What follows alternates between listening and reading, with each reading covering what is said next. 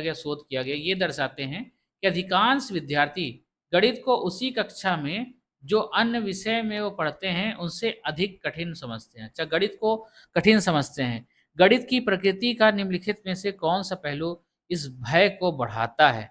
अच्छा, मतलब गणित में ऐसा क्या है जो लोगों के बीच में, स्टूडेंट के बीच में डर का एहसास कराता है?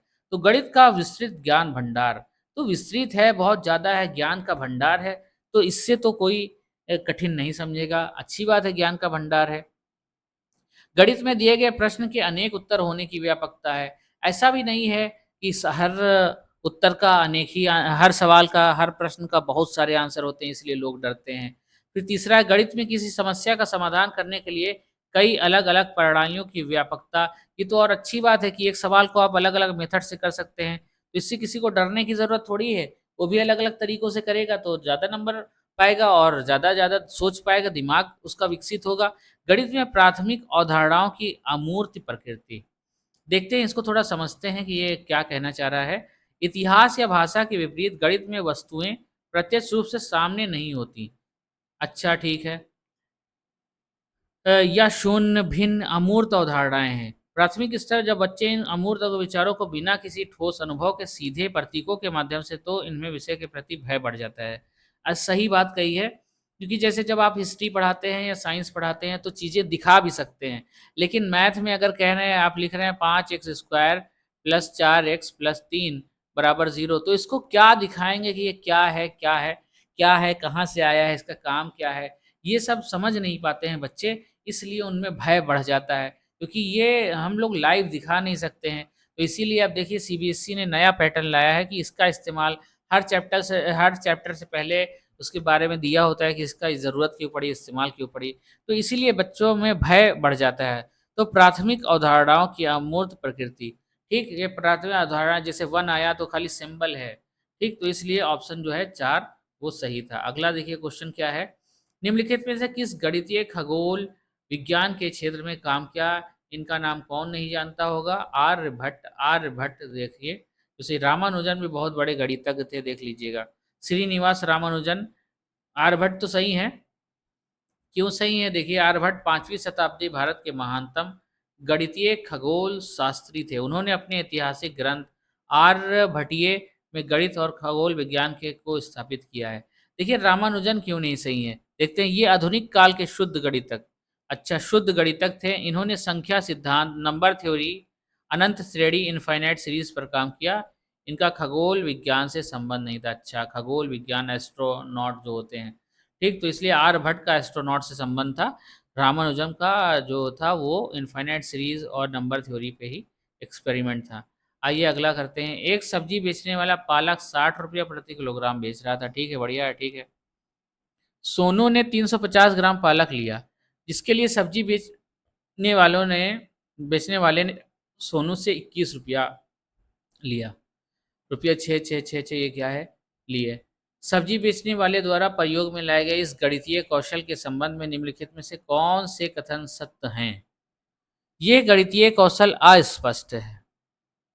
ठीक, 60 रुपया प्रति किलोग्राम, तो 6 रुपये का 100 ग्राम, फिर 6 रुपये का 100 ग्राम, फिर 6 रुपये का 100 ग्राम, 300 ग्राम, और 3 रुपये का 50 ग्राम। बहुत अच्छा जोड़ा उसने। ये गणितीय कौशल स्पष्ट है, अस्पष्ट है, नहीं, एकदम गलत, ये अस्पष्ट तो नहीं है। ठीक, ये कौशल कक्षा में इतना अच्छा स्पष्ट करके उसने जोड़ा है कि हमने ही बता दिया। 1000 ग्राम का 60 रुपया, 100 ग्राम का 6 रुपया, ठीक है। तो ये कौशल कक्षा में गणितीय प्रश्नों को हल करने के लिए लाभदायक नहीं, नहीं, बिल्कुल भी ये गलत बात लिखी है। ये लाभदायक है, ऐसे तो बच्चों को समझाया जा सकता है, क्योंकि 1000 ग्राम मिल रहा है 60 रुपये का, तो 100 ग्राम कितने रुपए का मिलेगा? 6 रुपये का। ऐसे बच्चों को समझाया जा सकता है। ऐसे कौशल गणितीय प्रश्नों को हल करने के वैकल्पिक तरीकों को विकसित करने में सहायक होते हैं। तो ये जो है, ये बहुत ही अच्छा स्टेटमेंट लिखा है, विकसित करने में सहायक होते हैं, और केवल ऑप्शन सी सही है। आप लोग देख लें, पढ़ भी लें, एकदम सही कौशल है। 100 ग्राम वाला देखिए, यहाँ पे बताया भी गया है।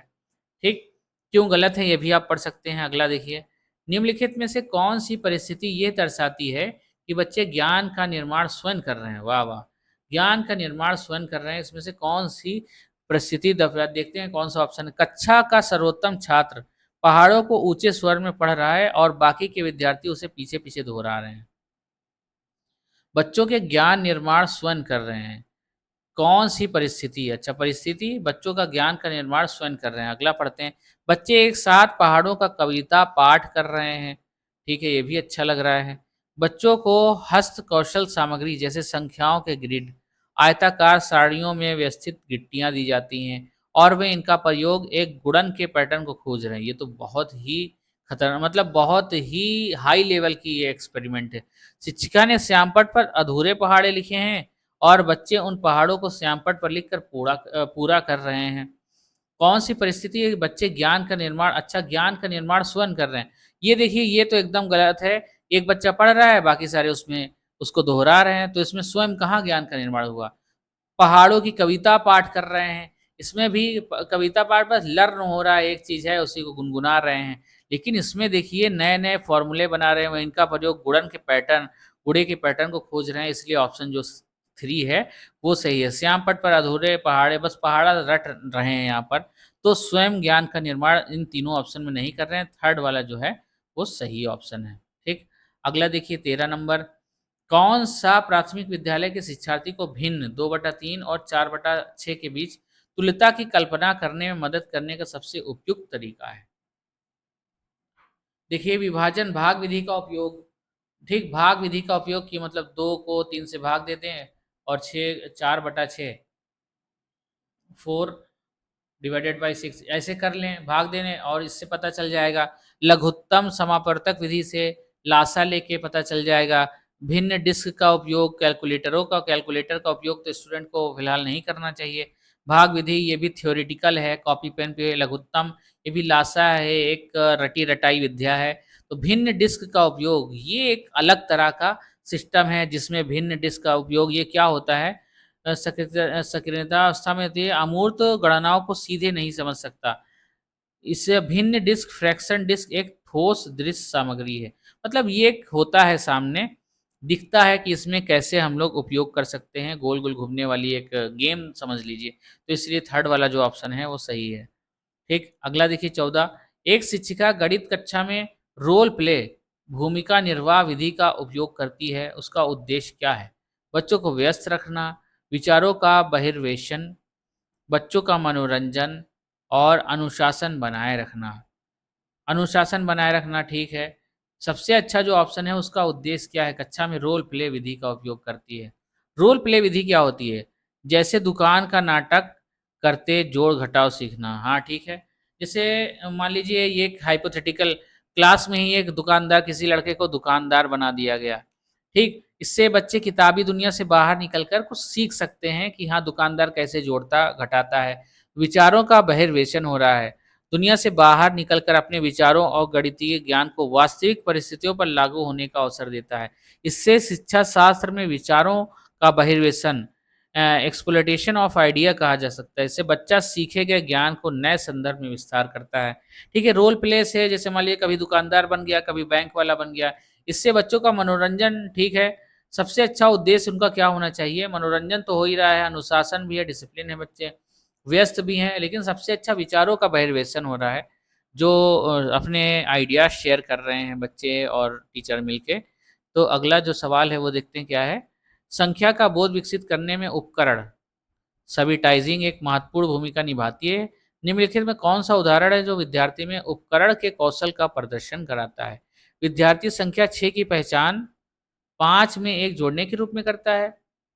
विद्यार्थी एक पासा उछालता है और बिना बिंदुओं डॉट्स को गिने ये बताने में सक्षम है कि ये 4 हैं। विद्यार्थी संख्या 4 की पहचान 5 में से 1 निकालने के रूप में करता है। विद्यार्थी संख्या 5 की पहचान 4 के एक प्रावर्ती के रूप, ये सब थ्योरेटिकल हैं, ये सब थ्योरेटिकल हैं। कॉपी पेन पे किया जा सकता है, 5 माइनस 1 बराबर 4 या फिर 6 माइनस 1 बराबर 5। तो ये सब थ्योरेटिकल हैं, जोड़, घटाव, गुणा, भाग ऐसे कॉपी पेन पे किया जा रहा है। लेकिन ये वाला जो है पासा उछालता है और बिना गिने देख के बता देता है, इतना स्मार्ट हो चुका है कि वो देख के बता दे रहा है। तो ऑप्शन नंबर 2 है, वो सही है, ठीक है?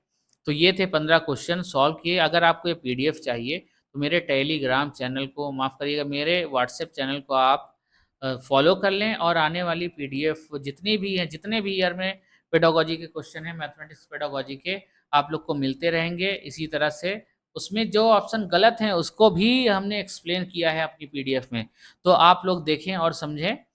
और इस वीडियो में इतना ही। अगर वीडियो अच्छी लगी हो तो लाइक कर दें, मेरे चैनल को सब्सक्राइब कर लें, क्योंकि आने वाले टाइम में इसी तरह से एकदम अच्छे से एक्सप्लेनेशन के साथ तैयारी कराई जा रही है। मेरा नाम है आतिफ खान, आप देख रहे थे math lab channel. Thank you.